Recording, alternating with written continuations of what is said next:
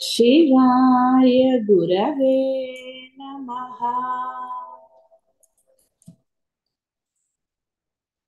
शिवाय गुरवे नमः।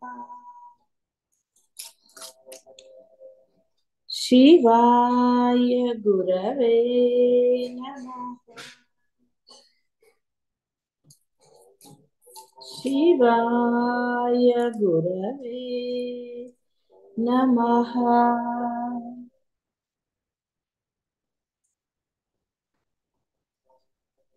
शिवाय गुरवे नमः।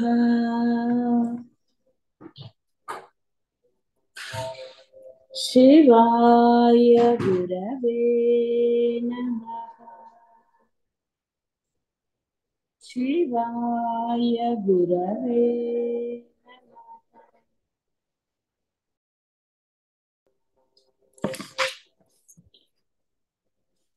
సంగమును విడిచినవాడు, నేను కర్తను అను అభిమానము అహంభావము లేనివాడు, ధైర్యముతోనూ ఉత్సాహముతోనూ కూడి ఉన్నవాడు, కార్యము సిద్ధించినను సిద్ధించకున్నా వికారము చెందనివాడు కర్త సాత్విక కర్త అని పరమాత్మ చెప్తున్నారు. అంటే ఈ రాజసిక తామసిక వాటివి విన్నారు. ఆ లక్షణాలు లేకుండా ఉండటమే సాత్వికం. నీ ధర్మం నువ్వు చెయ్యి. ఎవరిని మాటతో గాని దేనితో గాని, అసలు ముందు ముఖ్యంగా నువ్వు మనసులో అనుకున్నది అవతల వాడికి తెలియకపోవచ్చు, కానీ నీ మాట చేత అవతలి వారిని బాధిస్తుంది.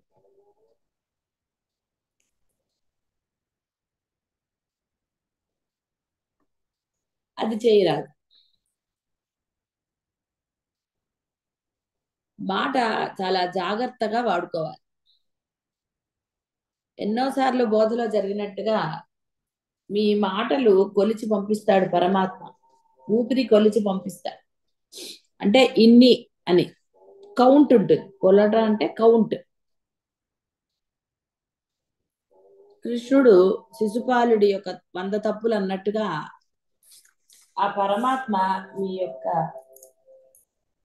ఉచ్ఛ్వాస నిశ్వాసాలు,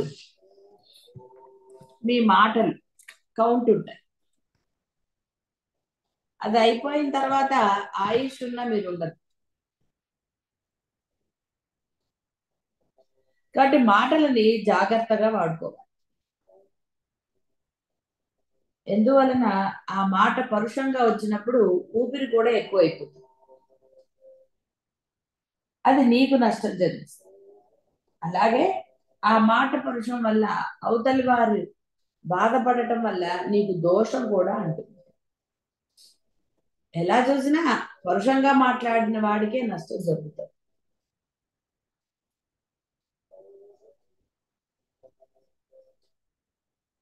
కాబట్టి జాగరూకతతో ఉండాలి. నిత్య జీవితంలో మనుషుడు నిరంతరము ఏది ఒక కర్మను చేయవలసియే ఉండుట వలన కర్త ఎలా ఉండాలో తెలుసుకోవాలి. అంటే ఆ ధర్మంగా, ఫలాపేక్ష లేకుండా, పనిని ఎగ్గొట్టకుండా, వేరే వారి మీద అనవసరంగా ఆధారపడకుండా, నీదేమిటో నీ పని నువ్వు చెయ్యి. ఓపిక లేదన్న యాక్షన్లు కానీ, నేనెందుకు చెయ్యాలని కానీ ఇలాంటి భావనలు ఉండరాదు మనిషికి. ఎందుకంటే ఆ భావనలన్నీ కూడా దోషభూయిష్టములే, సందేహం లేకుండా. ఒకరి మీద ఆధారపడటం కానీ, లేక వాళ్ళు చేస్తారు కాబట్టి నాకేంటి అని ఇలాంటి భావనలు కానీ మనిషిని అధపాతాళానికి తీసుకువెళ్తాయి. అది ఎవరైనా సరే గుర్తుపెట్టుకోండి. ఏ బంధముల పట్ల మీరు అలా వ్యవహరించినా, నిజంగానే మీకు ఓపిక లేదు లేదా వయసు సహకరించదు, అలాంటప్పుడు మీరు ప్రయత్నం చేయక్కర్లేదు. ఎందుకంటే మీరు ప్రయత్నం చేసి అనవసరంగా ఏదన్నా శరీరం మీదకి తెచ్చుకుంటే మరలా మిగతా వాళ్ళే కష్టపడాలి. అంటే మీది ఎంతవరకు అంతవరకు. చెయ్యాలి. అవసరం లేదనుకోండి, ఇంట్లో పని వాళ్ళు ఉన్నా చేసేవాళ్ళు ఉన్నప్పుడు ఏం చేస్తారు, వాకింగ్ చేస్తారు. అది అలా ఎప్పుడూ కూడా ధర్మంగా ఉండాలి తప్ప వేరే విధంగా భావనతో ఉండరాదు అని అర్థం. సంఘం లేకుండా ఉండాలి.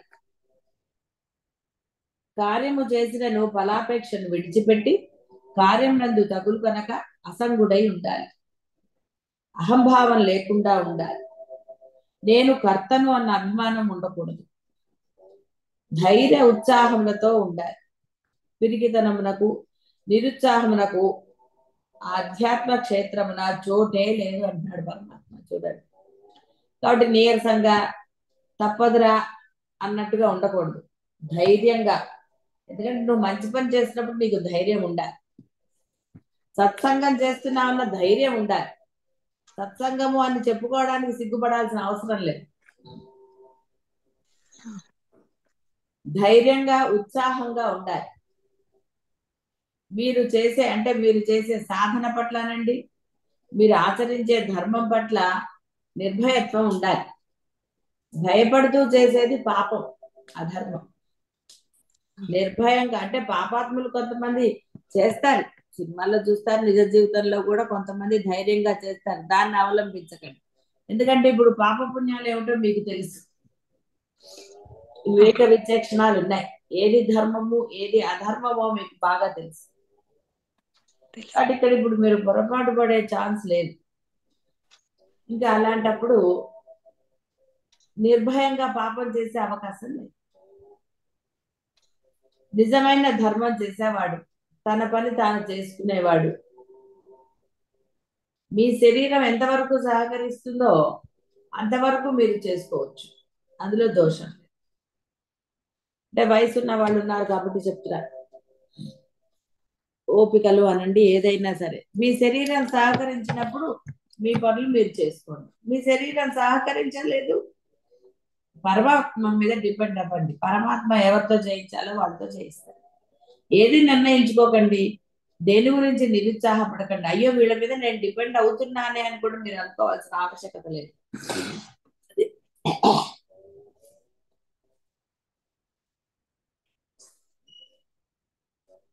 పరమాత్మ నియతిలో ఉంది వాళ్ళు మీకు చెయ్యాలి అంతే. కాబట్టి అది మీరు కావాలని చేయించుకుంటున్నారా ఇంకోట అనేది మీకే తెలుసు. కాబట్టి మీ ధర్మం ఆ విధంగా ఉండాలి. చక్కగా ధైర్యము ఉత్సాహము ఉండాలి.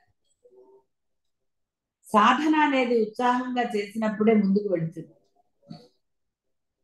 ఆ సాధన ఎందు ఆ తపన ఇష్టం ఉన్నప్పుడే కలుగుతుంది, ఉత్సాహంగా ఉన్నప్పుడే చేయగలుగుతుంది.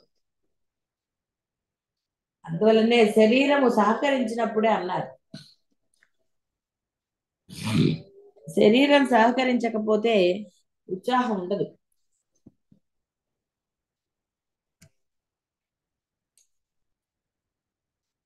లేనిపోని ఆలోచనలు వస్తుంటాయి. అయ్యో వీళ్ళ మీద ఆధారపడాలని, ఇంకోటనా ఏమవుతుందనో, రకరకాల భావన. అందుకే శరీరం సహకరించినప్పుడే అని పరమాత్మ చెప్పాడు చాలాసార్లు.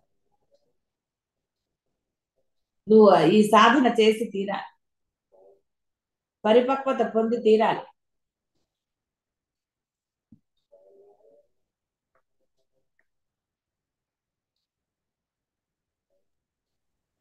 కాబట్టి ఇవేవి లేకపోతే, అంటే ఈ పిరికితనము నిరుత్సాహం ఇలాంటివి ఉంటే వాడి సాధన, వాడు ఎక్కడ మొదలెట్టాడో అక్కడే ఉంటుంది, ముందుకు వెళ్ళదు.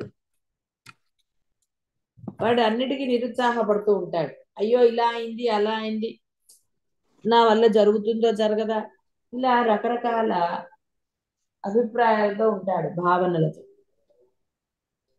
కాబట్టి అప్పుడు వాడు సాధన ఎలా చేయగలుగుతాడు? చేయలేడు. అందువలన అహంకారం గాని ఈ కర్తృత్వ భావనలు ఎలా ఉండరాదో నిరుత్సాహ భావనలు కూడా ఉండరాదు. జరిగిపోయినవి తలుచుకుని బాధపడుతూ సాధనని నిర్లక్ష్యం చేయరాదని అర్థం. ఏవో దోషాలు జరిగాయి, అయితే దోషాల పట్ల చిన్న చూపని కాదు, ఇగ్నోరెన్స్ కాదు ఉండవలసింది. మరలా నేను దోషము చెయ్యను అన్న దృఢత్వం ఉండాలి. అది ఉత్సాహాన్ని ఇస్తుంది.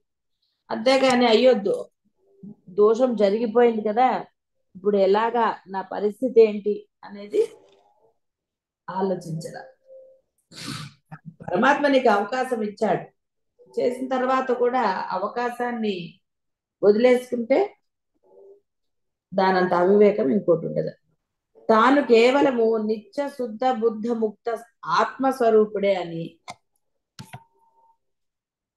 తెలుసుకుని అపరిమిత ధైర్యము ఉత్సాహము వాటితో సాధన చేయాలి. తనకి శక్తి ఉందని తెలిసిన వాడు చాలా ఉత్సాహంగా ఉంటాడు, శక్తి లేదు అనుకున్న వాడే నీరసంగా ఉంటాడు. కాబట్టి శక్తి లేదు అని అనుకోవటం ఎందుకు?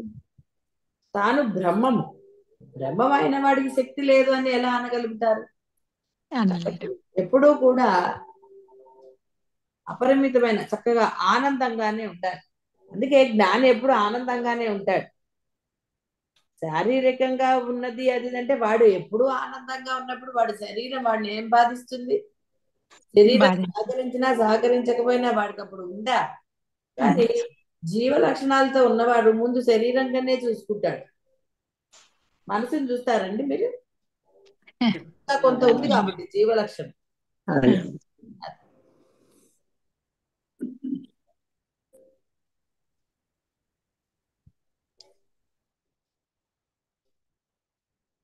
కాబట్టి వాస్తవముగా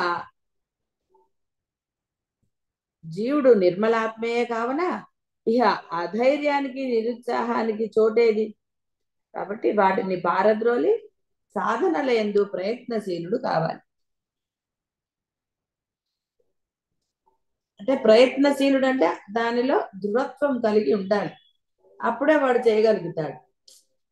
ఏం చేస్తాను లేదు అది తర్వాత కొంతమంది అనుకున్నాను కదా, ఇప్పుడే ఎందుకు, ఇంకా ముసలాళ్ళు అయ్యాక చేసుకోవచ్చులే. వయసులో ఉన్నప్పుడే నీకు ఓపిక లేకపోతే ముసలితనం వచ్చాకే ఉంటా. అసలు ముసలితనం వరకు నువ్వు ఉంటావని గ్యారెంటీ ఏది? అవన్నీ పక్కన పెడితే నీకు ఇప్పుడే ఉత్సాహం లేదురా, అప్పుడే ఉంటుంది. ఇంకా సహకరించదు. ఇక్కడ అద్వైతం అనేది నీకు ఎప్పుడు తెలియబడిందో, అంటే పరమాత్మ నీకు ఎప్పుడు అనుగ్రహం ఇచ్చాడో అప్పుడే దాని యందు నిష్ట సాధించాలి గాని, అంటే దాన్ని సాధించుకోవాలి కానీ ఆ తర్వాత చూద్దాంలే అనుకుంటే తర్వాత నీకు లభించేది కాదు. శతం విహాయ భోక్తవ్యం అని ఒక శ్లోకం ఉంటుంది. సహస్రం విహాయ అంటే 100 పనులు మానేసి సమయానికి భోజనం చేయాలని చెప్తారు. అలా బాహ్యాన్ని విడిచి నీవు ఇందులో సిద్ధి పొందాలి. మొత్తం ఏదైతే అయి ఉన్నావో, ఏ నిర్మలాత్మ నీవో ఆ నిర్మలత్వాన్ని నువ్వు పొంది తీరాలి. లేకపోతే జన్మ వృధా. నిన్న చెప్పినట్టుగా ఆయుష్ నీ కోసం ఆగదు, కాలం ఆగదు.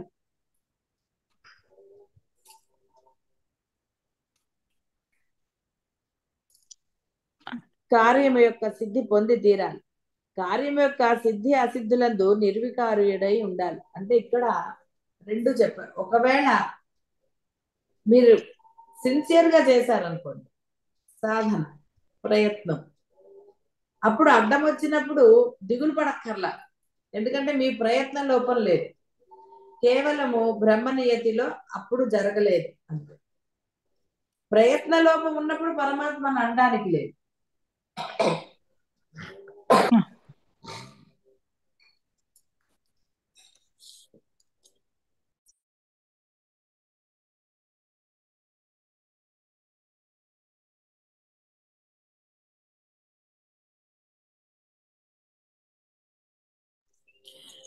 ప్రయత్న లోపం లేనప్పుడే అది బ్రహ్మనీయత. ఇది ఎవరి మనస్సులకి వాళ్ళకే సాక్షి. నిజంగా మీరు అసలైన ప్రయత్నం చేశారా, లేక ఏదో నామకే వాస్తే లాగా చేశారా అనేది మీకే తెలుసు. కాబట్టి మీరు చేసిన దాన్ని బట్టే మీ యొక్క ఇది ఉంటుంది. అందువల్ల సిన్సియర్గా ప్రయత్నం చేసిన వాడికి దిగులు రాదు. వాడు మరలా పట్టుదలతో మరలా చేస్తాడు. ఆపడు సిద్ధి పొందే వరకు. అంటే ఏ లక్ష్యమైతే వాడు అనుకున్నాడో అది పొందే వరకు వాడు విశ్రమించడు హనుమంతుడిలాగా. మధ్యలో అతనికి నియతి ప్రకారం ఆటంకాలు ఎదురైనట్టుగా ఎదురైనా హనుమంతుడు ఎక్కడా ఆగలేదు. నేను రామకార్యం అయ్యే వరకు విశ్రాంతి తీసుకోను అని ప్రతిజ్ఞ చేసుకున్నాను అన్నాడు.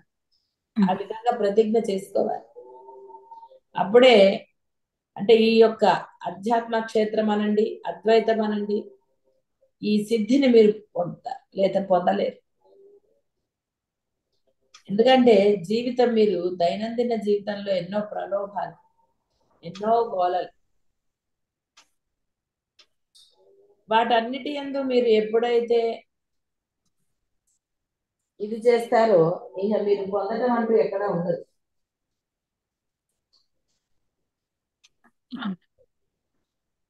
ఎప్పుడు విఘ్నాలే ఉంటాయి, సందేహం లేదు.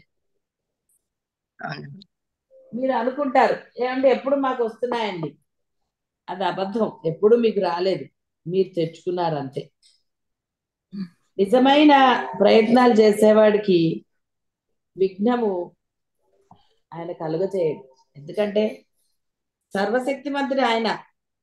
నిజమైన మీ మనసులో సంకల్పాన్ని బట్టి మీ విఘ్నాలను తొలగిస్తాడు, కానీ మీకు విఘ్నం ఇవ్వడు. ఈ సూక్ష్మం బోధపడ్డవాడు ఎవడు మరి అలా నాకు నిమిషానికి ఒకసారి విఘ్నాలు వస్తున్నాయండి అందు. ఎందుకంటే వస్తున్నాయనేది కొంత సమర్థింపు కాబట్టి. ఎప్పుడు రావు. ఎందుకంటే నీవు ఒక పని యందు అంటే పని కన్నా ముందరే నువ్వు విఘ్నం గురించి ఆలోచించినప్పుడు నాకేమవుతుంది?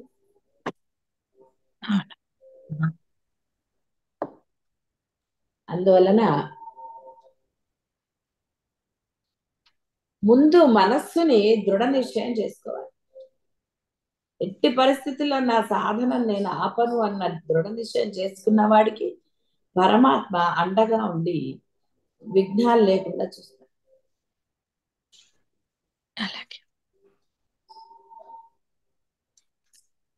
కార్యమందు అపజయం పొందినచో, కార్యము విఫలమైనచో జయము కొరకై సఫలత్వం కొరకై తిరిగి ప్రయత్నించవలసినదే కాని ఏ విధమైన మనోవికారం పొందదు. అది అసలైన లక్షణం. అది మళ్ళీ ప్రయత్నం చేయాలి అంతే. వచ్చింది సో వాట్ అనుకోవాలి అంతే తప్ప ఒకసారి వచ్చింది, 2 సార్లు వచ్చి, 3 సార్లు వచ్చింది అని మానేకు. అన్నం తింటే మానేస్తారేంటండి? లేట్ అయినా లేదమ్మా, ఏదో ఒకటైతే తింటారు కదా. ఇష్టమైంది చెయ్యటమో ఏదో ఒకటి సాధిస్తారా, సాధించారా? నిజంగా మనస్ఫూర్తిగా ఇష్టమైన దాన్ని వదిలేయరు, ఎంత కష్టమైనా సాధిస్తారు. అది ఇక్కడ చెప్పారు. ద్వంద్వములకు ఏమాత్రము జంకకూడదు. ఈ జగత్తంతా మిథ్యాభూతమని తెలుసుకుని తాను సాక్షియగు సత్యాత్మ స్వరూపుడని తెలుసుకుని ద్వంద్వములందు సమబుద్ధి కలిగి.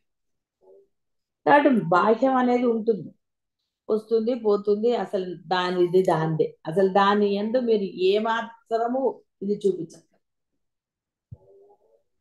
ఆ సమయానికి మీరు ఎలా ఉండాలో అలా ఉండేటట్టుగా అదే నిర్ణయిస్తుంది కూడా. మీరు అసలు దాని గురించిన వర్రీనే అక్కర్లేదు. కానీ ఏం చేస్తున్నారు? దేని ఎందైతే శ్రద్ధ పెట్టకూడదో దాని అందే శ్రద్ధ పెట్టి పెట్టవలసిన దాంట్లో పెట్టలేదు కాబట్టి బాధ. అదే పుట్టలో వేలు పెడితే పుట్టనా అని చేయమనలేదు, దానిలో చదువుకున్నారు. కాబట్టి ఇక్కడ బాహ్యంలో మీరు రమించినన్ని రోజులు, అంటే ఆ బాహ్యానికి ప్రాముఖ్యత ఇచ్చినన్ని రోజులు మీరు బ్రహ్మాన్ని, అంటే ఏ బ్రహ్మం మీరు అయి ఉన్నారో ఆ బ్రహ్మంగా ఉండలేరు అని. ఆ బ్రహ్మంగా బాసిల్లలేరు.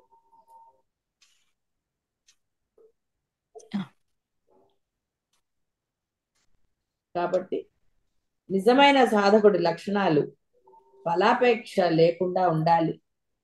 నేను కర్తను అన్న అహంభావం లేకుండా ఉండాలి. ధైర్యంగా ఉత్సాహంగా ఉండాలి.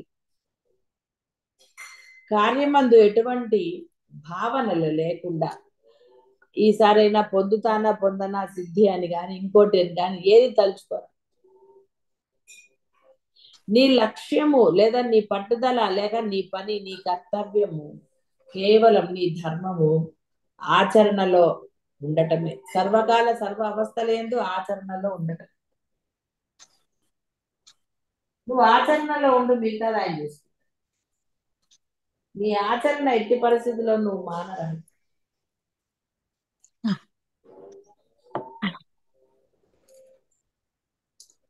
ఇక మళ్ళీ అంటే ఆయన ఎందుకని ఇంత ఎలాబొరేట్ చేసి చెప్తారు అంటే, ఇది బురద అని తెలిసిన తర్వాత ఎలా అయితే కాలు వెయ్యకుండా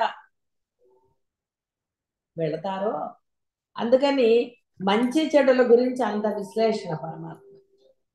ఏది మంచో తెలుసుకుని వివేకవంతుడు ఎప్పుడు మంచిని ఆశ్రయిస్తాడు, ధర్మాన్ని ఆశ్రయిస్తాడు. తనకి ఏది శ్రేయస్సుని కలుగజేస్తుందో దానినే వాడు ఆచరణలో పెడతాడు. కాబట్టి పరమ శ్రేయస్సుని కలుగజేసేదే చెప్తున్నారు. అలాగే ఒరే, నువ్వు ఈ శ్రేయస్సును వదిలితే నువ్వు ఇది పొందుతావు, దీనివల్ల ఈ నష్టం నీకు జరుగుతుందని కూడా చెప్తున్నారు.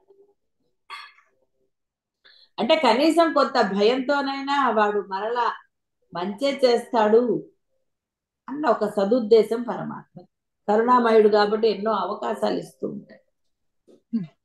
అనురాగము కలవాడు, బంధువులందు అభిమానం కలవాడు, కర్మఫలాన్ని ఆశించువాడు, లోభి, హింసా స్వభావము కలవాడు, శుచిత్వము లేనివాడు,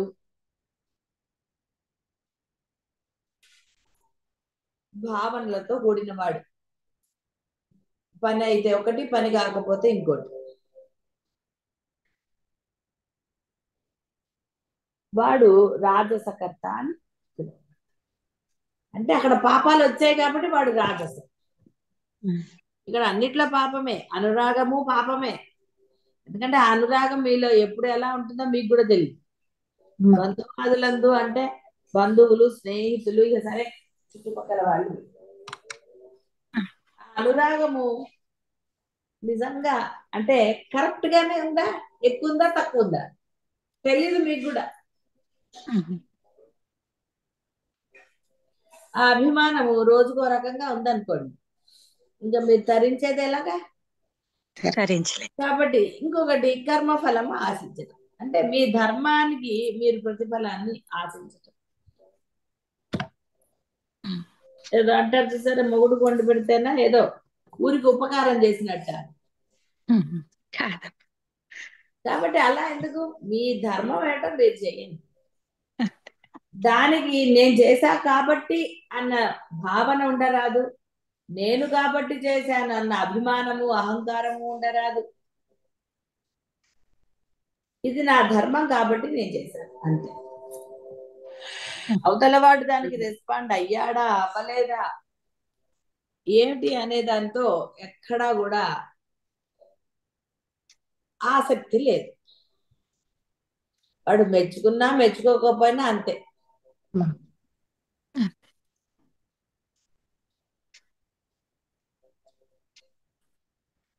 కాబట్టి ఈ యొక్క గుణాలు ఉన్న వాళ్ళందరూ కూడా హింసా స్వభావము, హింసా స్వభావం అంటే మాటలతో బాధించటమే. హింస అంటే ఏదో వాళ్ళు కొట్టేశాడని కాదు అర్థం.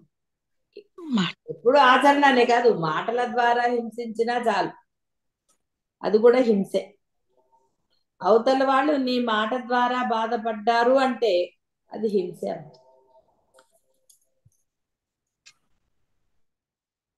శుచిత్వము లేనివాడు, సరే ఇక ఇది తెలిసిందే కదా, శుచిత్వం అంటే ఉండి తీరాల్సిందే.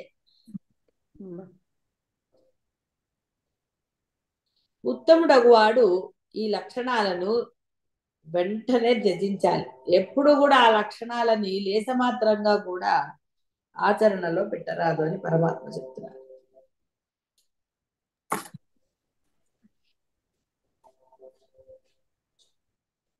బంధ్వాదులందు ఇతర ప్రాపంచిక పదార్థములందు అనురాగం లేకుండా ఉండాలి.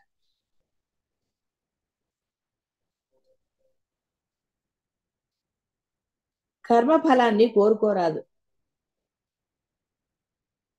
ఏ ప్రాణిని హింసించరాదు. అశుభ్రతను త్యజించాలి. హర్షశోక మనోవికారాలు లేకుండా సర్వకార్యములందు అంటే జరిగినా జరగకపోయినా సమచిత్తుడై ద్వంద్వ సహిష్ణువై అంటే ఏ జరిగిన మంచి చెడులు అన్నా ఇది లేదు, సమత్వం. ఇది మంచి ఇది చెడు అనుకున్నప్పుడే బాధ కలుగుతుంది. ఏదైనా పరమేశ్వర అనుగ్రహం అన్నప్పుడు ఏది జరగదు, అన్ని హాయిగా బానే. ప్రతివాడు తన హృదయాన్ని పరిశోధించుకొని తనలో ఏ లక్షణాలు ఉన్నాయో తెలుసుకోవాలి. దీనికి పెద్ద కష్టపడక్కర్లేదు. ఇది మీ అందరికీ తెలిసి మీ లక్షణాలు మీకు తెలివేంటండి, తెలిస్తే చదువుతున్నప్పుడే మీకు అర్థమవుతుంది కదా మీలో ఏ లక్షణాలు ఉన్నాయి, ఉండగలుగుతారు లేదు అనేది మరి అది మీ యొక్క ఆచరణ మీద ఉంటుంది. లక్ష్యం ఎందు కనుక దృఢ ఇది ఉంటే అప్పుడు తప్పకుండా చెడ్డ లక్షణాలని ప్రయత్నపూర్వకంగా తీసేస్తారు. సందేహం ఏం లేదు, అవన్నీ ఉంచుకోవాల్సిన ఆవశ్యకత లేదు. ప్రయత్నపూర్వకముగా విడనాడి బుద్ధిమంతుడు సాత్వికంగా మారతారు. రాజసం కాబట్టి ఎన్నున్నాయి చక్కగా, అంటే ఇక్కడ ఎన్నో అంటే విడదీసి చెప్పారు కాబట్టి అన్ని కలిపితే ధర్మమే. ప్రేమగా మాట్లాడటమే. నాకు అవతలవాడు నావాడా పక్కవాడు ఇంకోడైతే నాకు ఎందుకు, ఎవరితో అయినా నేను ప్రేమగానే ఉంటాను. వాడు ఎలాంటి వాడు నాకు అనవసరం. నేను పరబ్రహ్మను కానీ కాబట్టి నేను పరబ్రహ్మ లక్షణాలతోటే ఉండాలి అంతే, దర్శించి అనుకుంటాడు వాడు, వివేకం ఉన్నవాడు. ఆశించని వాడు ఏది బాహ్యం లేదని ఆశించేవాడు పరమాత్మగా ఎలా ఉంటాడండి? పరమాత్మ మీ దగ్గర నుంచి ఏమన్నా ఆశించాడా? పాపం ఆయన ఇంకా పైగా నాలాగా ఉండరా అని చెప్తున్నాడు ఆయన.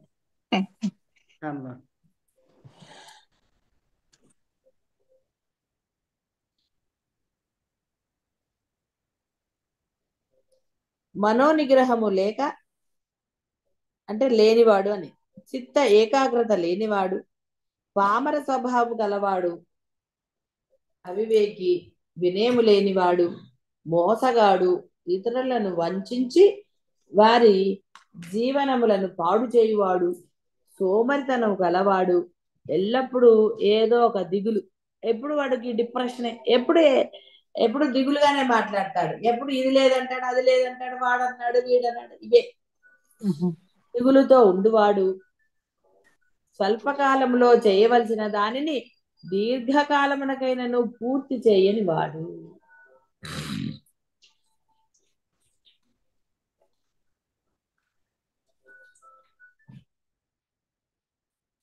వాడెవడో అర్థమైంది కదా. ఇంకా పాపి అధముడు అన్నమాట. మధ్యముడు అధముడు ఉత్తముడు, వీడు అధముడు అన్నమాట. వాడికి ఎంతసేపు పక్కవాడిని బాధ పెట్టడం అనండి, మోసేయడం చేయటం అనకండి. చూడండి, ముందొక మాట తర్వాత ఒక మాట మాట్లాడుతూ ఉంటారు, తమకు అనుకూలంగా మాట్లాడుతూ ఉంటారు. ఇలా రకరకాలు ఇవన్నీ కూడా మరి వాళ్ళని మోసం చేయటమే కదండి. ఎప్పుడు ధర్మము అంటే ధర్మాన్ని ఆచరించేవాడు ఎప్పుడు ఒక మాట మీదే ఉంటాడు. వాడికి దిగులు ఎందుకు ఉంటుందంటే అయ్యో ఎలాగ బాబు ఇప్పుడు అన్న ఆలోచన ఉండదు. చేయవలసిన పనిని వాడు ఎప్పటికీ పూర్తి చేయడు. చేద్దాంలే అంటాడు, మొదలు పెడతాడు, కానీ ఎప్పటికవుతుందో తెలియదు.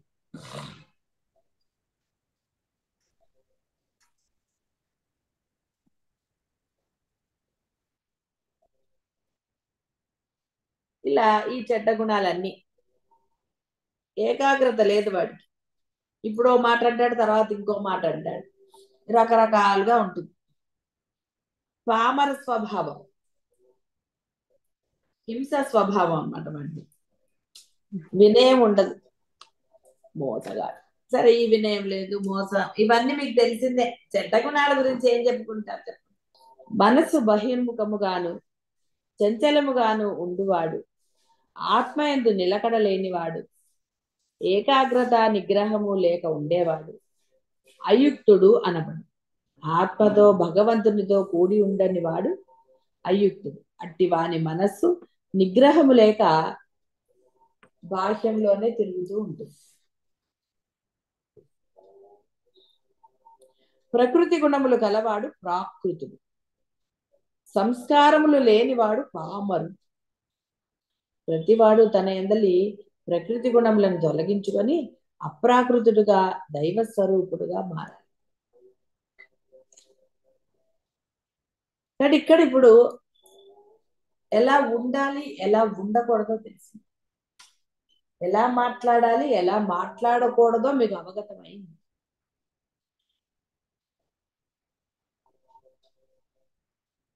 అయిన తర్వాత కూడా చేస్తే పాపం, అదే దోషం. హాయిగా ఉన్న తెలివితేటలను వాడుకోకుండా అవివేకంగా ప్రవర్తించేవాడిని ఏమంటారు? ఏమన్నా వేస్టేగా. అంటే ఇక్కడ అర్థం ఏంటి అంటే, నీకు మొదటే చెప్పారు నువ్వు ఎలా ఉండాలి, నీ ఆచరణ ఎలా ఉండాలి, అన్ని మొదటే చెప్పారు. కానీ ఇప్పుడు ఇలా ఉండకూడదని చెప్పక్కర్లేదు, ఇలా ఉంటే పాపం అని చెబుతున్నారు. దానికి ఒక గుణం, దానికి ఒక పేరు పెట్టారు.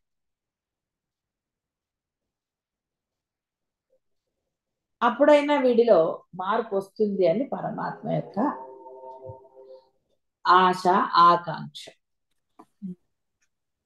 అందువల్ల విడదీసి చెప్పారు, ఒరే ఇలాగా ఇది ఏది అని చెప్పారు.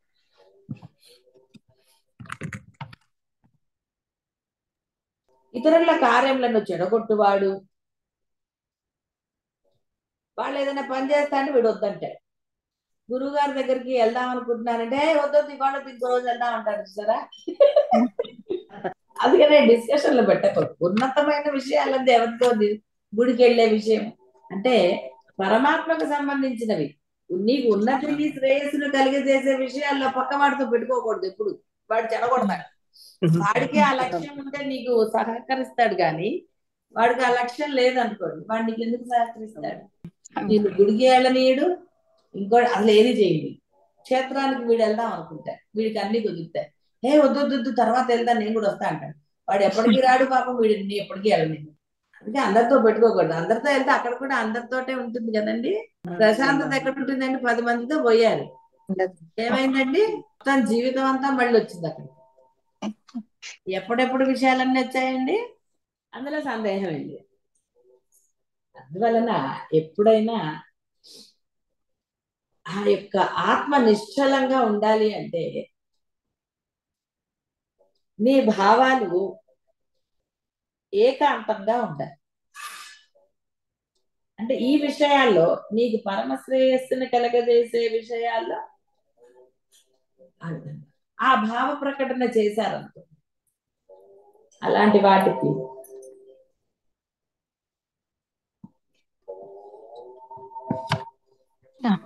వాటితో పెట్టుకున్నారు నలుగురితో. ఎప్పటికి అవుతుందండి? మంచిని అదే ఏమంటారు, దానాన్ని కుడి చేతితో చేసే దానం ఎడం చేతికి తెలియకూడదా?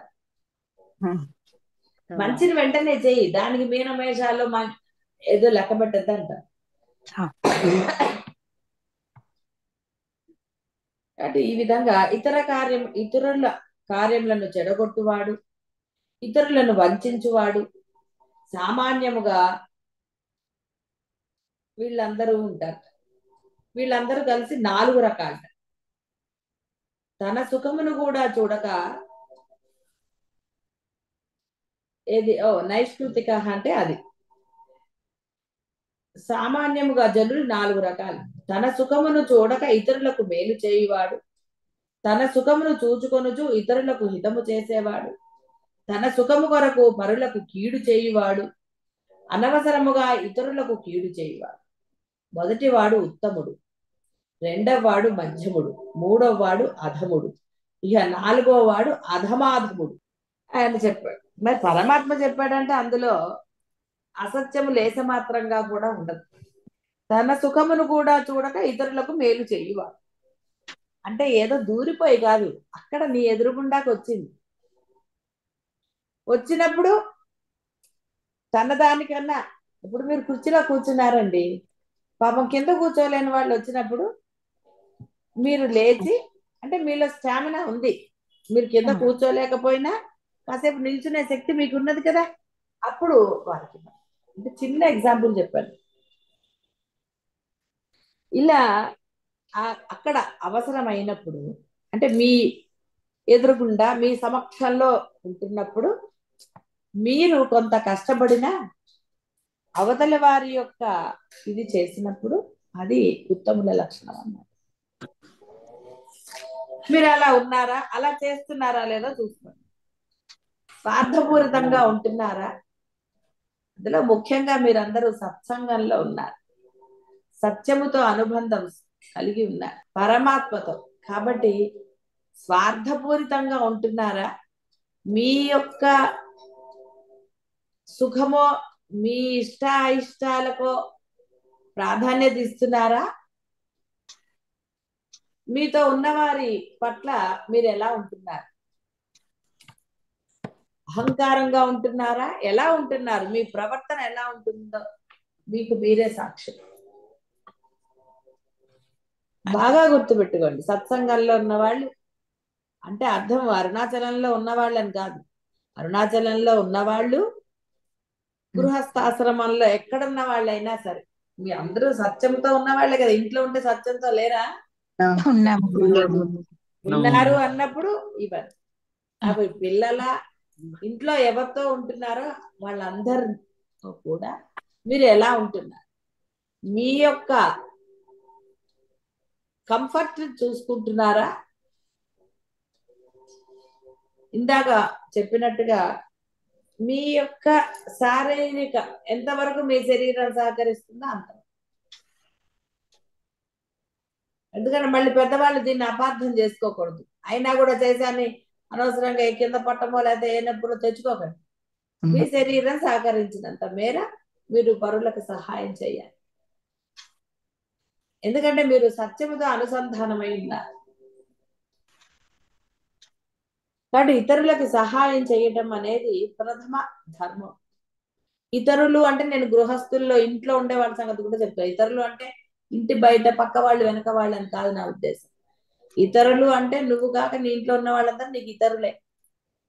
భావంలో కాదు, సహాయం చేసేటం, ఒక మాట వాళ్ళతో మాట్లాడేటం. అధికారం ఉంది కదా అని ఇష్టం వచ్చినట్టు మాట్లాడటం కానీ, అంటే నేను 4 మాటలు అంటే తప్పే ఉందిలే అని అలా మాట్లాడటం కానీ,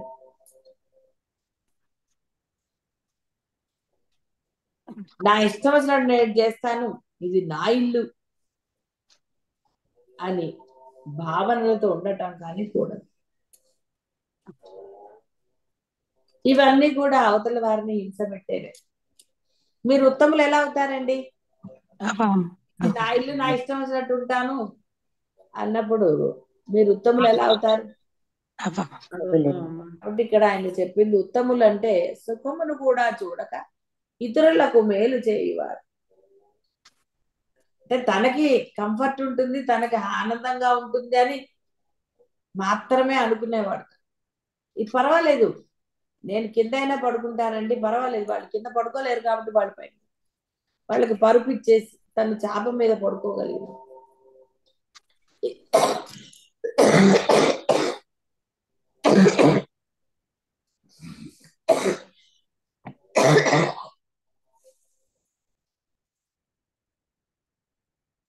నేను చిన్న చిన్నవి చెప్తున్నాను, సామాన్యంగా పెరగాలి.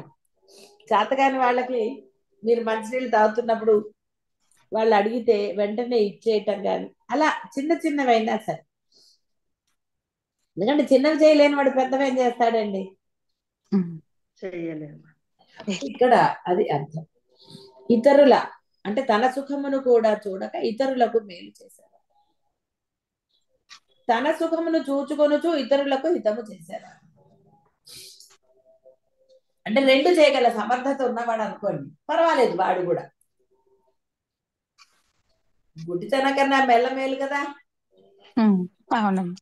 అట్లీస్ట్ వాడు అదేనా చేస్తున్నాడు. తను కంఫర్ట్ గా ఉంటే అవతల వాళ్ళని కూడా కంఫర్ట్ గా ఉంచుతున్నాడు. ఇక వేరే గుణాలు ఉన్న వాళ్ళు ఇంకా అంతేనండి. ఇంకా మళ్ళీ అధముల గురించి, అధమాధముల గురించి చెప్పడం ఎందుకు చెప్పండి. ఇలా ఉండాలి మీరు, అంతే. నిజంగా మనసులో ఏ భావం లేకుండా నిర్మలంగా ఉన్నవాడైతే వాడు ఎప్పుడు తనది చూసుకోడు,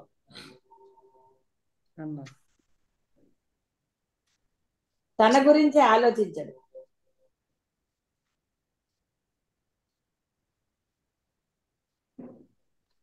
కొంచెం తన గురించి పక్క వాళ్ళ గురించి ఆలోచిస్తాడు కొంత.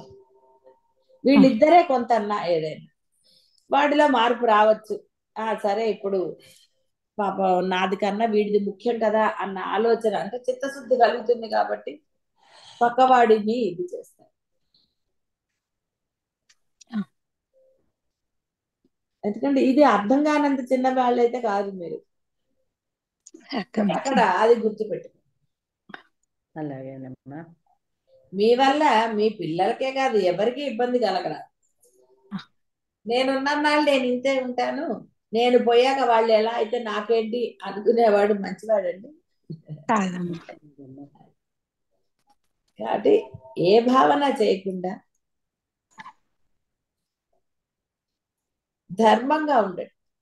ధర్మం ఎప్పుడు నేను అయితే ఇవన్నీ తలకాయ నొప్పులండి, అసలు నాకు ఏమి తెలియటం లేదు. కూర్చుని నిష్టగా సాధన చేయి. ఆ సాధనే నిన్ను ఎలా ఉండాలో ఎలా ఉంచకూడదో నిర్ణయిస్తుంది. ఎందుకంటే సాధనకు అంత పవర్. పరమాత్మ అంతటి గొప్పవాడు, నీ చేత చేయిస్తాడు. అందుకని దిగులక్కర్లా.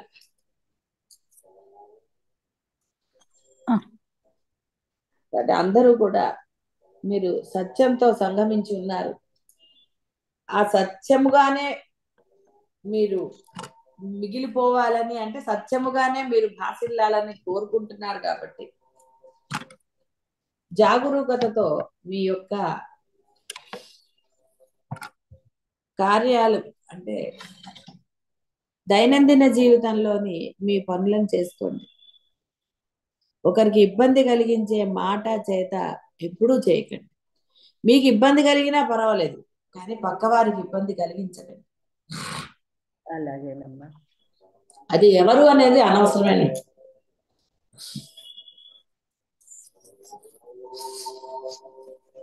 కాబట్టి ఎలా ఉండకూడదో ఎలా ఉండొచ్చో అన్ని ఇంతకుముందు కూడా చాలా సార్లు జరిగింది.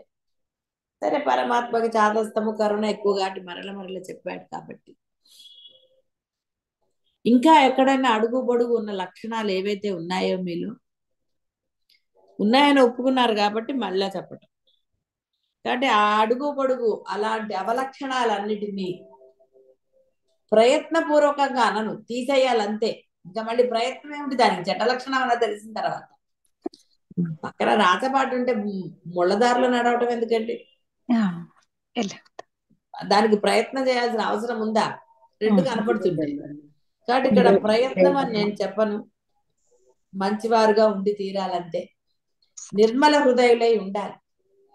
నిర్మలత్వం ఉన్న దగ్గరే పరమాత్మ, నిర్మల హృదయమే పరమాత్మ. కాబట్టి అందరూ కూడా ఆ విధంగా చెడ్డ లక్షణాలను త్యజించండి. ఈ క్షణమే, ఏ క్షణం మీలో ఆ చెడ్డ లక్షణం మీలో తెలుస్తోందో ఆ క్షణమే దాన్ని వదిలేయండి. అవతలి వాడు ఎవడు మీకు అనవసరం. మీకన్నా చిన్నవాళ్ళ పెద్దవాళ్ళ, వాళ్ళు మీకు ద్రోహం చేసిన వాళ్ళ అనవసరం. మీకు శత్రువులకు కూడా మంచి చేసేవాడే అసలైన వాడు. అందువలన అందరూ కూడా సత్యముగా భాసిల్లాలని అనుకున్న వాళ్ళందరూ లేసమాత్రమైన ఈ యొక్క చెడు భావనలు లేకుండా ఉండాలి. నీవు అవతల వాళ్ళని కంట్రోల్ చేయగలిగినప్పుడు, వాడిలో చెడ్డ గుణం నీకు కనపడినప్పుడు నువ్వు ఎదిరించవచ్చు. అది కూడదు అని చెప్పవచ్చు. శాసించడం కష్టం కానీ చెప్పడంలో దోషం ఏంటండి? అవును. కాబట్టి అందరూ కూడా ఆ విధంగా సత్యవర్తనులై ఉండండి, వినిర్మలమైన మనస్సును పొందండి. శుభం భూయాత్.